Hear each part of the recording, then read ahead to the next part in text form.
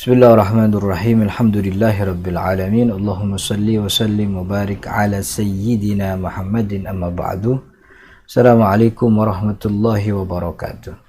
Teman-teman yang dirahmati Allah, benarkah sahabat Nabi tidak bermadzhab? Ini pernyataan yang tidak 100% benar, tapi pun tidak bisa disalahkan mutlak. Dalam arti bahwa satu sisi benar tapi satu sisi juga tidak benar.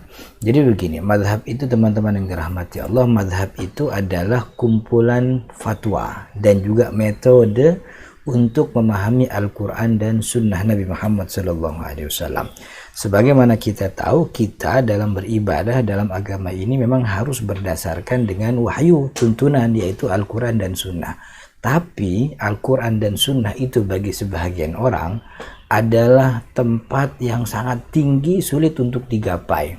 Dengan minimnya penguasaan bahasa Arab, pendidikan yang bukan pada jalur ibadah, ada jalur agama maksud saya, dan juga keterpautan zaman yang cukup jauh dari sumber syariat itu sendiri, maka sejatinya kita butuh alat untuk memahami Al-Quran dan juga Sunnah Nabi Muhammad SAW tersebut. Dan alat tersebut sudah disediakan. Kalau kita hidup zaman sekarang sudah ada mazhab Asy-Syafi'iyah, ada Al-Malikiyah, ada Al-Hanafiyah, Al-Hanabilah, dan mereka itulah yang menjadi alat bagi umat Islam sejagat raya ini dalam memahami Al-Quran dan Sunnah Nabi Muhammad SAW. Jadi sejatinya mazhab itu untuk kita bisa memahami Al-Quran dan Sunnah karena masa yang cukup jauh dan keterbatasan ilmu yang kita punya, begitu.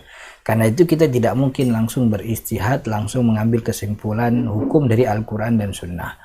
Karena itu kita butuh mazhab. Nah, sedangkan para sahabat Nabi Muhammad SAW, mereka memang tidak butuh mazhab. Kenapa tidak butuh mazhab? Karena sumber syariat hidup bersama mereka, berada di depan mereka. Mereka berdialog dengan sumber syariat itu sendiri, yaitu Nabi Muhammad SAW. Maka di satu sisi bahwa para sahabat Nabi tidak bermazhab, ya betul, karena memang sumber syariat sudah ada depan mata dia. Mereka tinggal ngobrol aja, ngomong apapun yang dikatakan oleh Nabi itu jadi syariat bagi dia. Jadi mereka tidak bermazhab, betul. Tapi satu sisi menjadi keliru, karena ketika Nabi Muhammad SAW wafat, coba bagaimana kondisi sahabat. Mereka terpecah, ada yang awam, ada yang alim. Yang orang awam tetap bertanya kepada orang-orang yang dianggap alim dan fatwanya mumpuni untuk diamalkan bagi mereka, kan begitu. Maka itu mereka datang kepada para sahabat Sayyidina Abu Bakar, Sayyidina Umar, Sayyidina Utsman, Sayyidina Ali, dan juga para sahabat-sahabat yang lain yang memang dinilai layak dan cakap untuk memberikan fatwa dalam masalah ibadah, kan begitu.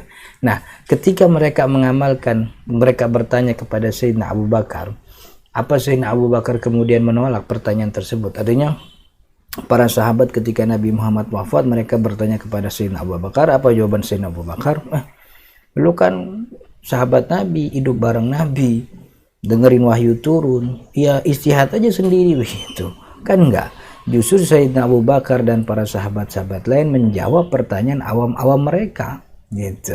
Dan ketika awam mereka bertanya, mendapat jawaban, lalu beribadah sesuai dengan jawaban yang mereka tanya tadi kepada Sayyidina Abu Bakar, Sayyidina Umar, dan Sayyidina Utsman atau Sayyidina Ali, sejatinya mereka sedang bermadhab, madhabnya Abu Bakar. Mereka sedang bermadhab, madhabnya Sayyidina Umar. Mereka sedang bermadhab, madhabnya Sayyidina Ali dalam masalah tersebut, begitu. Jadi tidak benar dikatakan sahabat Nabi tidak bermadhab. Iya, ketika Nabi Muhammad masih hidup. Tapi setelah Nabi Muhammad hidup, para sahabat yang umum itu mengikuti fatwa dari para sahabat yang berbeda-beda, dan itu sesuatu yang biasa, begitu ya. Dan mereka tidak menolak. Kalau seandainya orang-orang yang mengatakan tidak bermadhab itu penting atau tidak bermadhab itu harus karena keluar dari Al-Quran, sejatinya ketika mereka mengamalkan Al-Quran yang diterjemahkan oleh Depak, sejatinya mereka sedang bermadhab kepada Departemen Agama. Ketika mereka membuka hadis, lalu hadis dari kitab Al-Bukhari dan Muslim, sejatinya mereka sedang bermadhab kepada hadis-hadisnya Imam Al-Bukhari dan Muslim. Kalau seandainya bermadhab itu adalah sesuatu yang haram atau langsung beristihad itu sesuatu yang harus, tentu istihad para sahabat harus dikedepankan. Dan ada di antara para sahabat dulu beristihad guling-guling di atas tanah ketika mandi janabah karena nggak bisa nggak bisa ada air. Apa begitu istihad yang kita bisa terima? Kan tentu tidak.